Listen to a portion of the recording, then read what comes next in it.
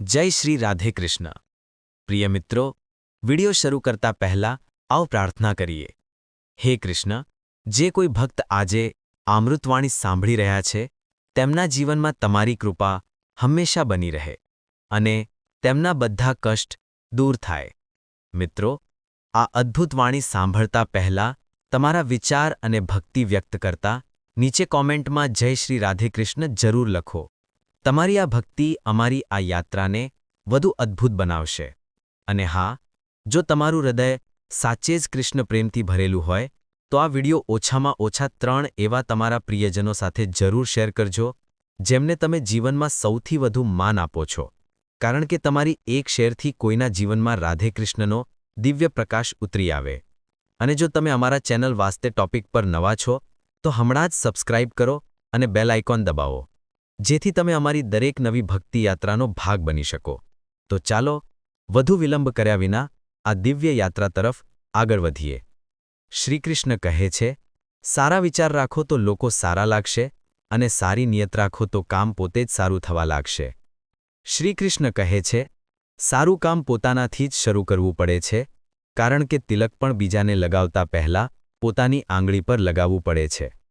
જ્યાં કદર ના હોય ત્યાં જવું નહીં, જે સાંભળતો નથી તેને સમજાવવું નહીં, જે સાચું સાંભળીને રિસાઈ જાય તેને મનાવવું નહીં, જે વખતે તકલીફ આવે તેનાથી ડરવું નહીં, અને જો રિશ્તું મોસમની જેમ બદલાય તો તેને ફરીથી બાંધવું નહીં। જેટલું ઊંડું રિશ્તું એટલી આશા, જેટલી વધુ આશા એટલી ઊંડી ઠેસ। કૂવાનું પાણી બધી ખેતરોને સરખું જ મળે છે, પણ તેમ છતાં કારેલું કડવું, બોર મીઠું અને આમલી ખાટું જ હોય છે। આ દોષ પાણીનો નહીં, બીજનો છે। એમ જ ભગવાન બધા માટે સરખું ભાગ્ય લખે છે, પણ દોષ કર્મોનો છે। આ દુનિયામાં એકલા ખુશ રહી લેવું, પણ કોઈની પાસેથી આશા ના રાખવી। સમજદાર વ્યક્તિ ક્યારે બદલો લેવાની ભાવના નથી રાખતો, કારણ કે તે જાણે છે કે ભગવાન સાચા સમયે બધાનો હિસાબ કરે છે। જબરજસ્તીથી જીવનમાં કોઈનો સાથ ના માંગવો, જે પોતે ચાલીને આવે તેમાં જ ખુશી હોય છે। સંગતનું ખાસ ધ્યાન રાખજો, કારણ કે સફળતા હંમેશા સારા વિચારોથી આવે છે અને સારા વિચાર સારા લોકોના સંપર્કથી આવે છે। એકલા હો તો વિચારો પર કાબૂ રાખો, બધાની સાથે હો તો જીભ પર કાબૂ રાખો। મુશ્કેલ સમયમાં સમજદાર વ્યક્તિ રસ્તો શોધે છે અને કમજોર વ્યક્તિ બહાનું શોધે છે। આગનું નામ જ બદનામ છે, સળગે છે તો અહીં લોકો એકબીજાથી। ખોરાકમાં ઝેરની દવા શક્ય છે, પણ કાનમાં ગયેલા ઝેરની કોઈ દવા નથી। આદતને ના રોકો તો તે ઝડપથી વ્યસન બની જાય છે। કોઈને દુઃખ આપવું પણ એક કર્જ છે, જે વ્યાજ સાથે તમને કોઈકના હાથે જરૂર પાછું મળશે। માણસ ચહેરો તો સાફ રાખે છે, જેના પર લોકોની નજર હોય છે, પણ દિલ ક્યારે સાફ નથી રાખતો, જેના પર ભગવાનની નજર હોય છે। બાંટવા માટે કંઈ ના હોય તો લોકોનું દુઃખ બાંટો। ભૂખ રિશ્તાઓને પણ લાગે છે, પ્રેમ પીરસીને જુઓ। ભીડમાં બધા સારા હોતા નથી અને સારા લોકોની ક્યારેય ભીડ નથી હોતી। પોતાનું દુઃખ દરેકને ના કહેજો, કારણ કે મલમ દરેક ઘરમાં ના હોય, પણ નમક તો દરેક ઘરમાં જરૂર હોય છે। જો કોઈ તમને નીચું બતાવવા માંગે તો સમજી લેજો કે તમે તેનાથી પહેલેથી જ ઊંચે છો। જીવન જીવવા માટે મળ્યું છે, લોકો શું વિચારશે એ વિચારમાં વેડફી ના કરો। કોઈના ખરાબ સમયમાં તેનો હાથ પકડો, સહારો આપો, હિંમત આપો। ખરાબ વખત થોડા સમયમાં ચાલ્યું જશે, પણ તે તમને જીવનભર દુઆ આપતો રહેશે। માણસ સવારથી સાંજ સુધી કામ કરીને એટલું નથી થાકતો, જેટલું ચિંતા અને ક્રોધના એક ક્ષણમાં થાકી જાય છે। પરમાત્મા સાથે સંબંધ સારા બનાવી લો તો તમને કોઈની જરૂર નહીં પડે, તમે જ બધાની જરૂર બની જશો। સલાહ આપવા તો હજારો આવે છે, પણ સાથ આપવાની વારી આવે ત્યારે ફક્ત ભગવાન જ આવે છે। જીત્યા પછી તો સમગ્ર દુનિયા ગળે લગાવે છે। જે આજે તમારી વિરુદ્ધ છે તે કાલે તમારી સાથે હોઈ શકે છે। બિના મતલબના કોઈ તમારી ઇજ્જત નહીં કરે, પણ પોતાને એટલા કાબિલ બનાવી લો કે લોકો બિના મતલબે પણ તમારી ઇજ્જત કરે। ભગવાન કહે છે, સૂતા પહેલા બધાને માફ કરી દેજો અને જાગતા પહેલા હું તમને માફ કરી દઈશ। ભગવાન ઓક્સિજન જેવા છે, જેમને તમે જોઈ નથી શકતા, પણ જેના વિના તમે જીવી નથી શકતા। કોઈ બીજું તમારી મદદ નથી કરી શકતું, પોતાની મદદ પોતે જ કરો। તમે જ પોતાના સૌથી સારા મિત્ર છો અને સૌથી મોટા દુશ્મન પણ। માણસ ત્યારે સમજદાર નથી થતો જ્યારે મોટી મોટી વાતો કરવા લાગે, પણ ત્યારે થાય છે જ્યારે નાની નાની વાતો સમજવા લાગે. તમે ક્યારે સાચા હતા એ કોઈ યાદ નથી રાખતું, પણ તમે ક્યારે ખોટા હતા એ બધા યાદ રાખે છે. બધા દુઃખ દૂર થયા પછી જ મન પ્રસન્ન થશે એ તમારો ભ્રમ છે. મન પ્રસન્ન રાખો, બધા દુઃખ દૂર થઈ જશે. આ જ હકીકત છે. કોઈની કોઈ વાત ખરાબ લાગે તો બે રીતે વિચારો. જો વ્યક્તિ મહત્વનો છે તો વાત ભૂલી જાઓ, અને જો વાત મહત્વની છે તો વ્યક્તિને ભૂલી જાઓ. રિશ્તાઓનો સંબંધ ફક્ત લોહીથી નથી થતો. જે મુશ્કેલીમાં હાથ પકડી લે તેનાથી મોટું કોઈ રિશ્તું નથી. ભગવાન કહે છે, બધું મને સોંપી દે, બધું દુઃખ, બધી ચિંતા, બિલકુલ હળવા થઈને મને યાદ કર. ધીમે ધીમે તારું જીવન બદલાઈ જશે. દરરોજ રાત્રે સૂતા પહેલા ભગવાનને પોતાની પૂરી દિનચર્યા કહીને સૂઈ જાઓ. જો તમારાથી કોઈનું દિલ દુભાયું હોય તો મનોમન તેની પાસે માફી માંગી લેજો, અને જો કોઈએ તમારું દિલ દુભાવ્યું હોય તો તેને માફ કરીને બધી ચિંતાઓ ભગવાનને સોંપીને સૂઈ જાઓ. વિશ્વાસ રાખો, આનાથી તમારું જીવન ખુશનુમા બની જશે. ક્રોધમાં બોલેલું એક શબ્દ એટલું ઝેરી હોઈ શકે છે કે તમારી 1000 પ્યારી વાતો 1 મિનિટમાં નાશ કરી શકે. બધાને હસાવો, પણ કોઈ પર હસવું નહીં. બધાનું દુઃખ બાંટો, પણ કોઈને દુઃખી ના કરો. બધાના રસ્તે દીવો જલાવો, પણ કોઈનું દિલ ના જલાવો. આ જ જીવનની રીત છે. જીવું વાવશો તેવું જ લણશો. દુઆઓ અને પ્રાર્થનાઓ અશક્યને પણ શક્ય બનાવી દે છે. ઈશ્વરને ના તો તમારા તનની જરૂર છે, ના ધનની. તેને તો ફક્ત પવિત્ર મનની જરૂર છે. એટલે તે કંઈ છોડવા નથી કહેતો. ફક્ત કહે છે, સાચા મનથી વિકાર છોડો, ગંદા વિચારો છોડો. જૂઠું કેટલું અજીબ છે. પોતે બોલીએ તો સારું લાગે, બીજો બોલે તો ગુસ્સો આવે. ખુશીઓ કોઈની સાથે પણ બાંટી લેજો, પણ દુઃખ હંમેશા વિશ્વાસુ વ્યક્તિ સાથે જ બાંટવું. જીવનમાં સમય જેવો પણ હોય, પરિવાર સાથે રહેશો તો સુખ વધે છે અને દુઃખ વહેંચાઈ જાય છે. સાચો મિત્ર એ જ છે જે ત્યારે પણ તમારી સાથે ઊભો હોય જ્યારે સમગ્ર દુનિયા તમારી વિરુદ્ધ હોય. તમારી પાસે જેટલું પણ છે તે માટે વારંવાર દિલથી ધન્યવાદ કહેજો. દરેક વખતે કહેજો, વિશ્વાસ રાખો, જેટલું છે તે ટૂંક સમયમાં ઘણું ઘણું વધી જશે. પ્રાર્થના અને ધ્યાન માણસ માટે ખૂબ જરૂરી છે, કારણ કે પ્રાર્થનામાં ભગવાન તમારી વાત સાંભળે છે અને ધ્યાનમાં તમે ભગવાનની વાત સાંભળો છો. શ્રીકૃષ્ણ પાસેથી કેટલું બધું છૂટ્યું. પહેલાં માં છૂટી, પછી પિતા છૂટ્યા, પછી નંદકિશોર મળ્યા તે પણ છૂટ્યા, સાથીઓ છૂટ્યા, રાધા પણ છૂટી, ગોકુળ છૂટ્યું, પછી મથુરા છૂટી. શ્રીકૃષ્ણ પાસેથી જીવનભર કંઈક ને કંઈક છૂટતું જ રહ્યું. જે ના છૂટ્યું તે હતું દેવત્વ, મુસ્કાન અને સકારાત્મકતા. શ્રીકૃષ્ણ દુઃખી નહીં, ઉત્સવનો પ્રતીક છે. બધું છૂટી જવા છતાં કેવી રીતે ખુશ રહેવાય એ શ્રીકૃષ્ણથી સારું કોઈ નથી શીખવી શકતું. એટલે હંમેશા ખુશ રહેજો, સદા મુસ્કુરાતા રહેજો. જીતવાનું મજા ત્યારે જ આવશે જ્યારે લોકો તમારી હારની રાહ જોતા હોય. બોલવાનું તો માણસ 2.5 વર્ષની ઉંમરે જ શીખી જાય છે, પણ ક્યારે ક્યાં અને કેવી રીતે બોલવું એ જીવનભર પણ નથી સમજાતું. જેને આ બોલવાનું આવડી ગયું કે ક્યારે ક્યાં અને કેટલું બોલવું, સમજી લેજો કે તેને સફળ થતા કોઈ નથી રોકી શકતું. તમે નીચે પડો તો કોઈ નહીં આવે ઉઠાવવા, થોડું ઉડો તો બધા આવશે પાડવા. એક વાત હંમેશા યાદ રાખજો, જો દારૂની દુકાને બેસીને દૂધ પીવો તો પણ તમને દારૂડિયો જ કહેશે, અને મંદિરમાં બેસીને પાણી પીવો તો પણ સંતનો દરજ્જો આપશે.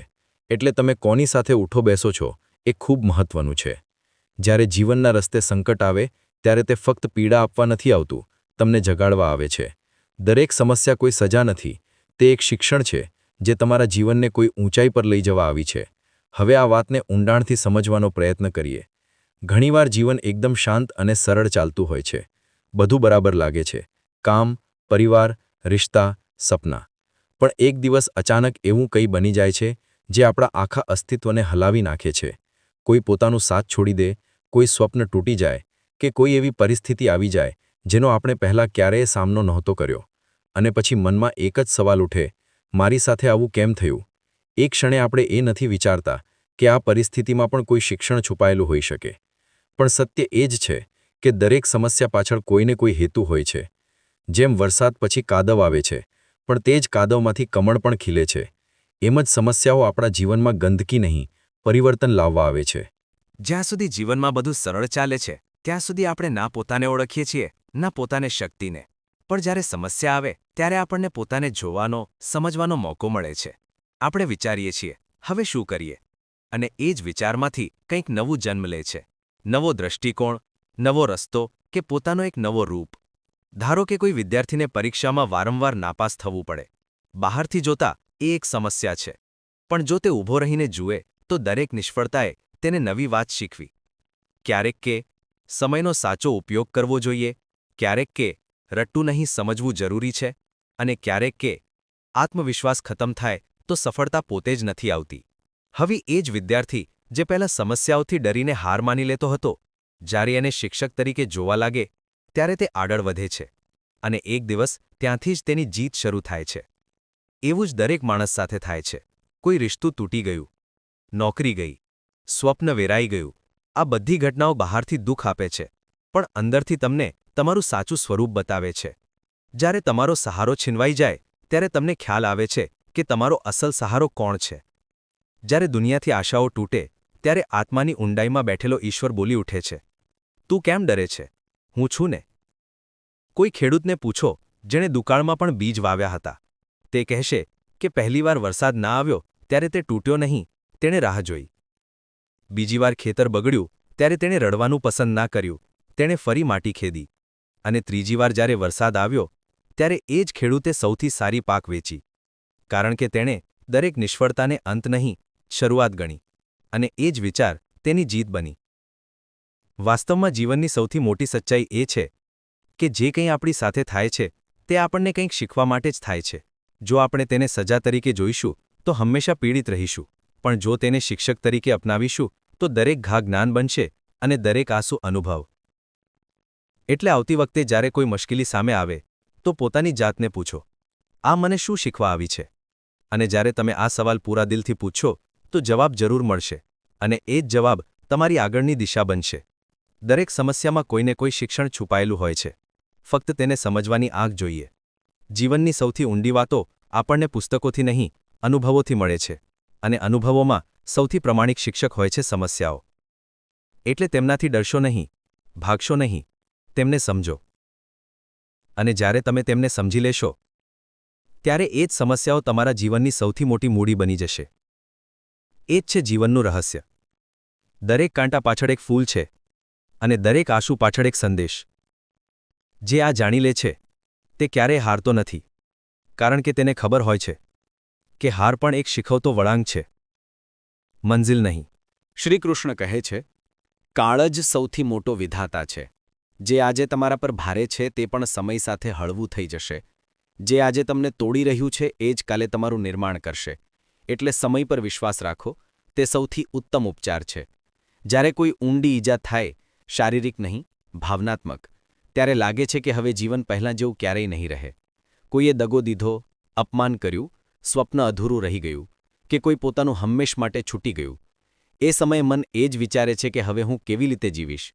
આ દુઃખ તો ખતમ જ નહીં થાય. એ જ ક્ષણ હોય છે જ્યારે આપણે પોતાના દુઃખને કાયમી માની લઈએ છીએ. પણ અહીં જ આપણે ભૂલી જઈએ છીએ કે જેમ સમયે એ દુઃખ લાવ્યું છે તેમ તે ધીમે ધીમે ધોઈ પણ નાખશે. કોઈ પણ ભાવના, પછી તે પ્રેમ હોય કે પીડા, અનંત નથી હોતી. તે આવે છે, કંઈક શીખવે છે અને ચાલી જાય છે. પણ જ્યારે આપણે તે ભાવનાની વચ્ચે હોઈએ ત્યારે આપણને વિશ્વાસ નથી થતો કે આ પસાર થઈ જશે.